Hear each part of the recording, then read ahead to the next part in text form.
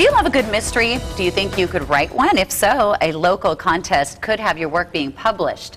Jessica Tribble is with the Poisoned Pen Press, and she's here to talk about a contest. Tell us all about it and what goes into a good mystery. Welcome to the show. Morning. All right, what is Poisoned Pen Press? We'll start there. Poisoned Pen Press is a publisher of independent mysteries specializing in debut authors specifically. Debut authors, so first-time authors that are really trying to get the word out there. Absolutely. People who have a mystery that they want to get published, and it's really hard to do in the current market because everybody requires that you have an agent, and we take a lot of unagented manuscripts. Okay. What do you think makes a manuscript worth reading? The same thing that makes any story worth reading. We're really looking for character, for strong voice, for great setting, something that really compels the reader to keep reading.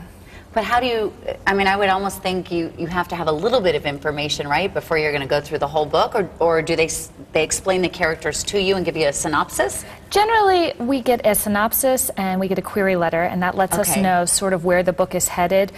We're obviously looking for a puzzle or some sort of mystery that's going to be solved as we move forward. So it's really got to grab you. Absolutely. You have to, from that, you have to want to read more. You have 20 pages basically to grab the reader's attention and ours. There you go. I think that was the key right there. 20 pages to make it shine.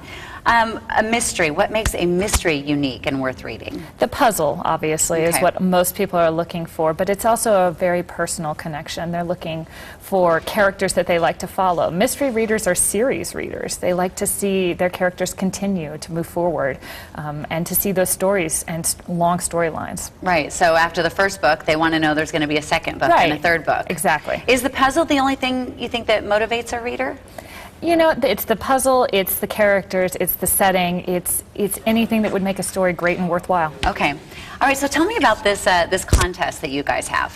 Well, the contest is a $20 entry fee, and we are looking for great manuscripts, great mysteries. We have a celebrity judge, Dana Sabino, who's going to help us judge this. The contest closes on April 30th. We'll be announcing the winners on May 31st, and the contest details are on our website, www.poisonpenpress.com/contest. Pretty straightforward. Yeah, I guess that's about it. You almost have to wonder, you know, what kind of brain the person has when they're writing mysteries. I mean, it's either someone that's written in a diary a lot, or they like to journal, or they just have a wild and crazy imagination. They joke that they like to kill people, but no. Okay.